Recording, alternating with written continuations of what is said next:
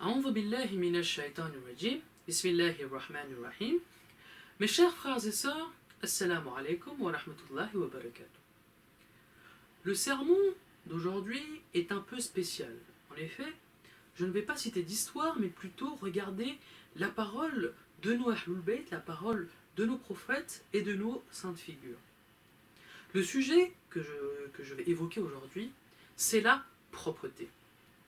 Effectivement, lorsque nous parlons des actions que nous effectuons, nous mettons souvent l'emphase sur l'exécution de cette action et surtout sur la purification que nous devrions effectuer et que nous pouvons avoir de ces actions dans notre cœur, dans notre intention, dans notre foi.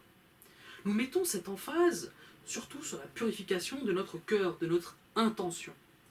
Mais nous ne devons pas oublier que nous avons été créés pour vivre en société, nous avons été créés pour vivre en communauté, et de fait, il nous est prescrit la propreté.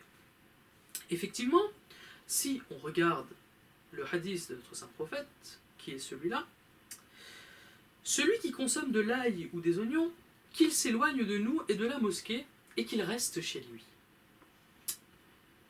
Nous pouvons regarder cette histoire et nous poser la question, est-ce que le prophète indiquerait à quelqu'un de ne pas aller dans la mosquée? Cela n'est pas une interdiction définitive, cela n'est pas, une règle stricte.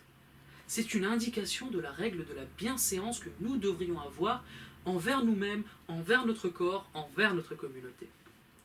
Pourquoi devrions-nous être propres? Cela semble être simple, mais par mon expérience, lorsque j'ai parlé à quelques enfants en bas âge, lorsque je passais dans une école primaire maternelle pour mes activités de tutorat, cela ne semblait pas évident. Alors je vais évoquer ce sujet.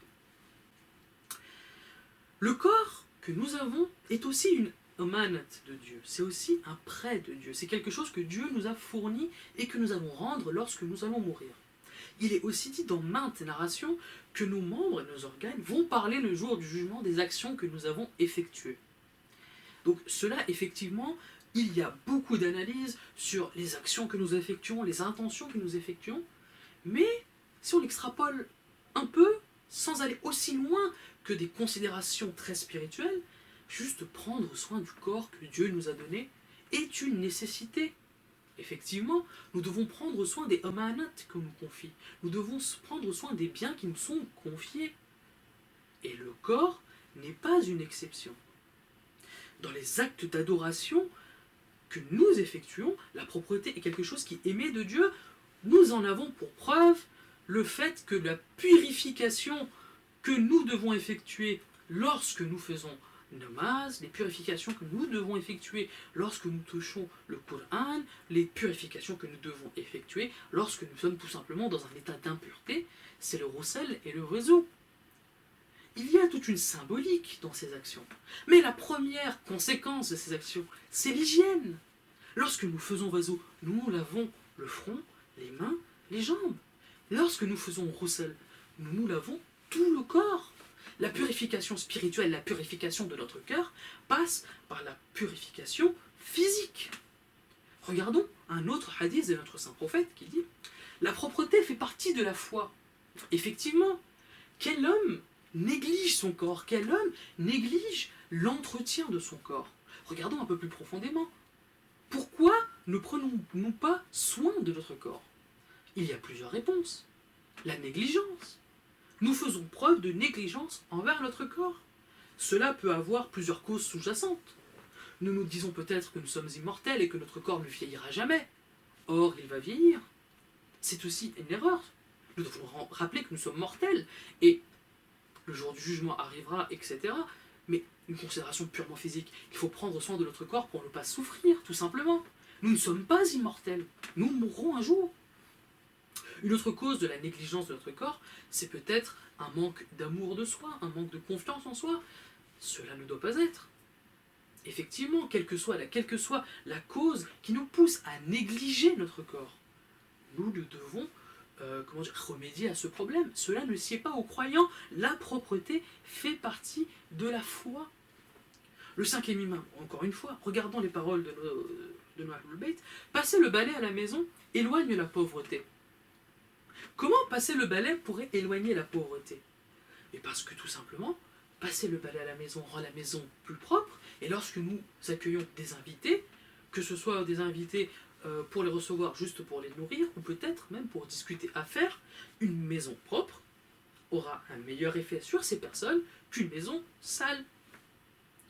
Ce que je veux dire par là, nous mettons souvent l'emphase sur l'intention des actions, nous mettons souvent l'emphase sur la spiritualité de l'action, mais il y a un aspect physique à ces actions que nous ne devons pas oublier, il fait aussi partie de la foi.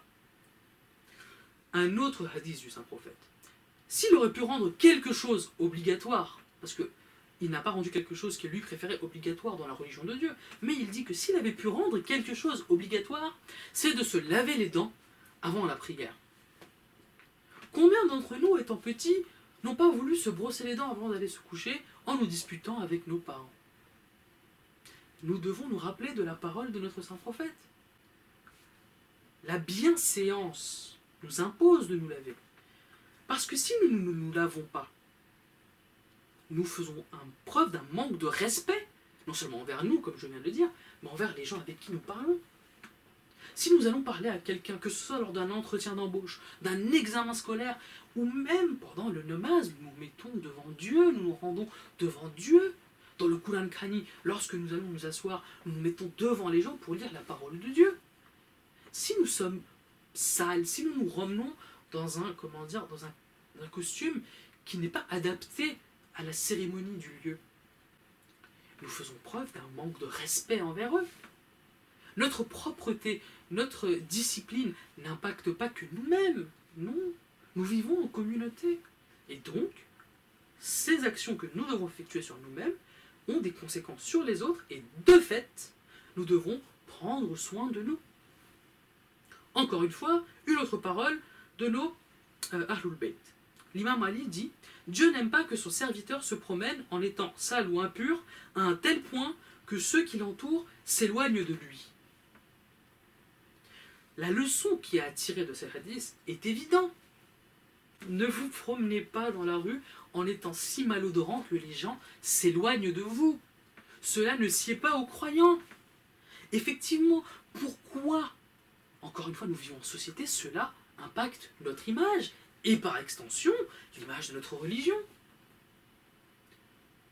Dans le Moyen-Âge, lorsque nous demandons aux historiens, il est un point noté, c'est un point marquant, que les musulmans étaient des gens connus comme étant des gens propres, à cause de l'emphase qui était mise sur la propreté, sur la purification. Effectivement, si nous sommes sales, et que nos confrères, nos co-religionnaires sont sales, l'image qui va atteindre notre religion, c'est que les musulmans sont sales.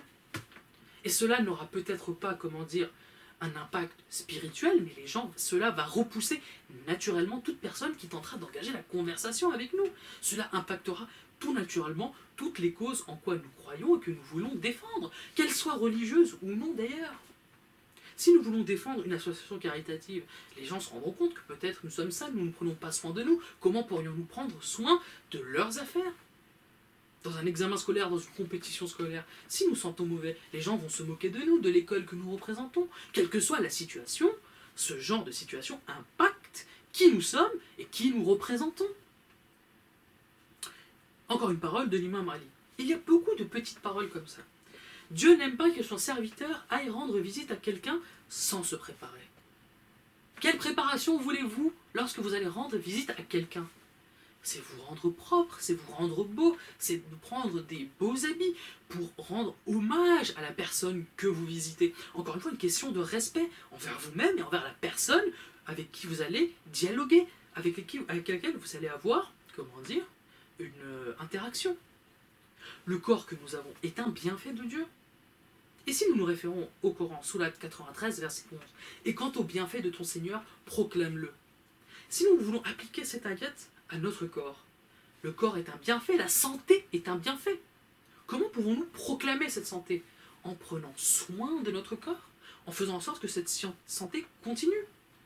Car je vous parle des impacts sociaux de la propreté, mais regardons juste les impacts sanitaires.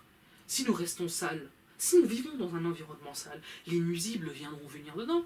Que ce soit des rats, des souris, des cafards, cela pourra avoir des impacts sur notre nourriture, cela pourra avoir des impacts sur notre sommeil, cela pourra avoir des impacts sur les maladies que nous contractons, que les moustiques viendront nous piquer parce que nous sommes odorants, ou je ne sais pas, n'importe quelle situation comme celle-là. Il n'y a pas qu'un danger social, il y a aussi un danger, comment dire, physique, quant au fait de ne pas être propre. Encore une fois, une sourate du Saint-Coran, sourate 7, verset 31. Ô enfants d'Adam, dans chaque lieu de salade, portez vos parures, votre parure, vos habits. Et mangez et buvez, et ne commettez pas d'excès, car il n'aime pas ceux qui commettent les excès, c'est-à-dire Allah. La première partie de ce verset. Dans chaque lieu de salade, portez votre parure. Pourquoi? Encore une fois, question de respect envers le lieu que vous visitez. C'est la maison de Dieu. Si, encore une fois, si le président venait vous voir, vous mettriez votre costume, vous n'iriez pas en t-shirt. Et si vous y allez en t-shirt, vous ferez preuve d'un manque de respect à son égard. C'est la même chose chez nous. Un exemple pratique, et je termine. Si nous nous rendons à la mosquée, en t-shirt, en short et en casquette, cela n'est pas interdit. Il n'y a aucune interdiction à ce sujet. Mais que vont penser les gens qui nous voient arriver? Que vont-ils penser du sérieux que nous accordons à notre religion? Cela a un impact sur notre image. Je termine sur une sourate du Coran, sourate 5, verset 6. Dieu ne veut pas vous imposer une quelconque chaîne, mais il veut vous purifier et parfaire sur vous son bienfait. Peut-être serez-vous reconnaissant. Dans cette ayat, Dieu nous parle de notre cœur, de notre iman, mais aussi peut-être de notre corps. Wassalamu alaikum wa rahmatullahi wa barakatuh.